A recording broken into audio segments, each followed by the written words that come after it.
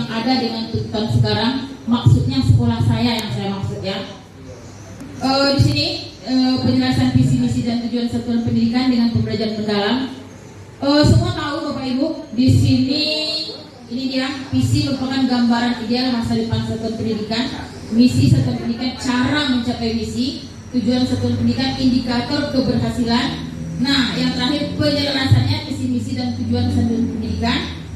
Pendidikan perlu melakukan beberapa langkah konkret, diantaranya melakukan analisis lingkungan belajar, sumber daya manusia, budaya sekolah, letak geografis, kemitraan dan daya dukung eksternal, termasuk corporate social responsibility atau disebut dengan CSR ya, dan dunia usaha dunia industri atau DUDI, sehingga visi dan misi dan tujuan satuan pendidikan tidak melenceng dari kebijakan pendidikan nasional yang berlaku. Nah, ini dia pedoman kita untuk menciptakan visi misi tersebut. Peningkatan rasa kependidikan warga satuan pendidikan dalam implementasi visi misi dan tujuan satuan pendidikan. Akses, mengidentifikasi pemahaman tentang visi misi dan tujuan sekolah dengan langkah. Di sini saya mengambil 3 langkah ya. Yang pertama ada survei dan diskusi dengan warga sekolah. Kedua, kepala sekolah menganalisis hasil jawaban warga sekolah atau responden. Yang ketiga, sumber daya. Kepala sekolah, pengawas sekolah, guru, tenaga pendidikan, komite sekolah dan dokumen kurikulum. Terus selanjutnya merancang strategi atau desainnya. Yang pertama, tim sekolah merancang kegiatan berupa lokakarya penyelesaian visi misi. Kedua, berkoordinasi dengan guru, komite dan kepala sekolah. Ketiga, merancang kegiatan yang meliputi penyusunan materi, fasilitator dan jadwal pelaksanaan. Ini dia akses dan desainnya. Selanjutnya, implementasinya. Pelaksanaan penyelesaian visi misi. Pertama, kegiatan dilaksanakan melalui workshop penyelesaian visi misi. Guru dan tenaga pendidikan berdiskusi dalam kelompok untuk menyepakati kembali makna visi dan misi. Ketiga, menyusun menjadi dokumen operasional sekolah. Mentionnya atau evaluasinya. Evaluasi dilakukan dengan menilai ketertiban peserta, kesesuaian hasil dengan tujuan, serta menerapkan hasil dalam kegiatan sekolah. Semua warga sekolah terlibat dengan mendapatkan kesesuaian hasil dengan tujuan. 10 guru menerapkan hasil visi misi melalui kegiatan di sekolah. Selanjutnya, refleksinya menunjukkan bahwa warga sekolah lebih memahami arah pengembangan sekolah dan berkomitmen pada perbaikan berkelanjutan. Refleksi positif diperoleh 90% warga sekolah memahami arah pengembangan sekolah dan berkomitmen pada perbaikan berkelanjutan. Refleksi negatifnya masih ada 10% perlu pemahaman arah pengembangan sekolah dan berkomitmen pada perbaikan berkelanjutan. Nah, ini dia. C-nya, hasil evaluasi dan refleksi terhadap permasalahan yang perlu ditindaklanjuti. RTL ya, dokumentasi visi misi direview secara berkala serta hasil penjelasan diintegrasikan dalam rencana kerja sekolah atau disebut dengan RKS. Berbagi praktek baik tentang misi visi di KKG atau Komdel. Selanjutnya, ini dia Bapak Ibu, seperti apa visi misi saya yang tidak selaras. Yang lama ini dia mewujudkan sekolah yang unggul dalam prestasi, inovasi, kreatif, sopan dalam berbudaya, dan takwa dalam beragama serta menjunjung tinggi nilai-nilai Pancasila. Nah, karena dia tidak sesuai tadi, saya selaraskan muncullah visi sesuai pembelajaran mendalam. Terwujudnya lulusan yang memiliki profil pelajar Pancasila, unggul dalam kompetensi abad ke-21 serta pembelajaran sepanjang hayat melalui ekosistem pembelajaran yang berkesadaran, bermakna dan mengembirakan. Penjelasan perubahan.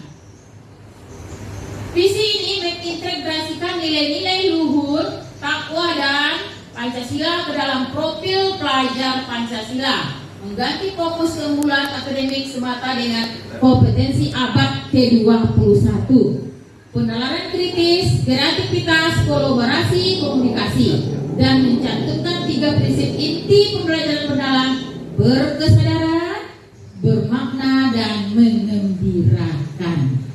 Nah ini, jadi sudah nampak koyong mana yang lama, mana yang baru. Nanti ini menimbulkan pertanyaan. Puas? Oke. Belum puas. Iya boleh.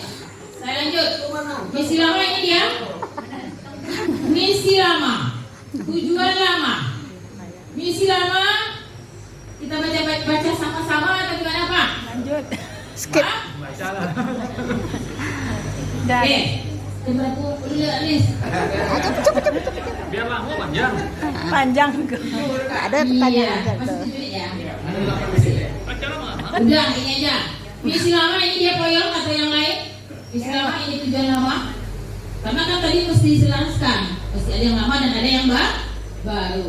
Nah ini tujuan lama, ini tujuan yang baru. Oke? Nah ini misi sesuai PM, ini tujuan sesuai PM.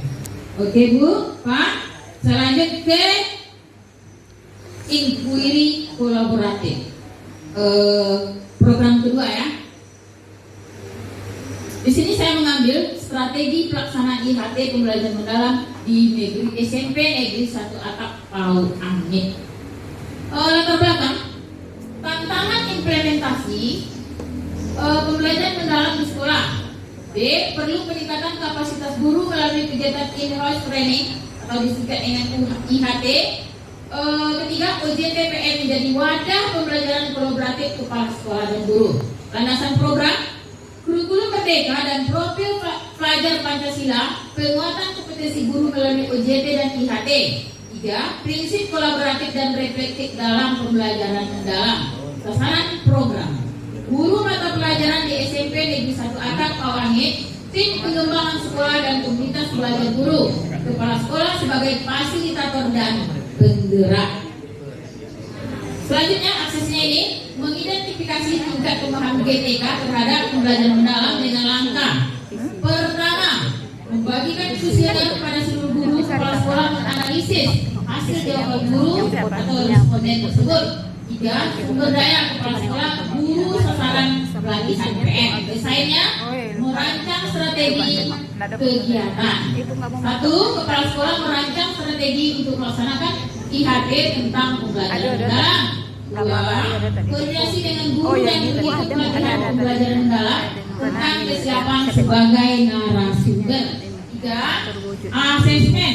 Kepala sekolah mengundang seluruh guru untuk mengikuti IHT pembelajaran mendalam sesuai dengan jadwal yang telah disepakati. Seterusnya, implementasinya, kepala sekolah membuka kegiatan IHT. Kedua, IHT pembelajaran dinarasumberi oleh kebetulan orang yang dua ini ikut dia pelatihan PM, itu Bu Aspira dengan Pak Rizky ya. Terus bulan mendalam ini IHT ini saya lakukan jam 13 karena tidak mungkin mengganggu jam pelajaran. Di akhir kegiatan peserta mengisi post test sama halnya dengan kita. Nah, setelah itu maksudnya mengukur tingkat keberhasilan peserta dalam memahami pembelajaran mendalam. Nah, dari mana dapat hasilnya? Dari hasil post test tadi, yang mana hasil pretest 5 orang guru dari 8 orang mendapat nilai 60 sampai 70. Sementara hasil post testnya 8 guru mendapat nilai 90 dan 100. Nah, lanjut. Refleksnya, merefleksikan praktik yang sudah dilakukan, mengajak untuk berbagi pengalaman dan insight dari implementasi kegiatan. Refleksi positifnya diperoleh 40% peningkatan pemahaman PM GTK dari sebelum kegiatan dan sesudah kegiatan IHT melalui pretest dan post test. Negatifnya, terdapat 3 orang GTK yang belum mampu membuat asesmen dan rubrik penilaian pada perencanaan pelaksanaan pembelajaran mendalam. Tentunya, hasil evaluasi refleksi terhadap permasalahan yang perlu ditindaklanjuti. Ini RTL-nya. penjadwalan IHT tentang asesmen dan rubrik penilaian, berbagi praktik baik tentang pemahaman di PM, di KKD dan Pembela. Nah ini dia Bu kegiatannya ketika penyelesaian visi misi. Kebetulan yang saya undang ada pengawas di sana ya. Ini dia ketika kami menyelaraskan dan ini kegiatan IHT-nya. Karena kita kan dituntut tidak boleh banyak-banyak, hanya 15 lembar untuk 2 program. Makanya saya tidak menentukan banyak sekali foto, cuman 2 foto, tetapi di laporan itu banyak ya, sampai ke linknya juga saya cantumkan. Karena Ibu Kasih dan Pak Kasih mungkin sudah melihat. Itu saja mungkin kalau ada tanggapan, tapi saya berharap tidak ada tanggapan ya, karena saya rasa sudah Masuk. perfect ini. Masukkan lah. Karena 3 hari 3 malam saya tidak tidur. Lain mah.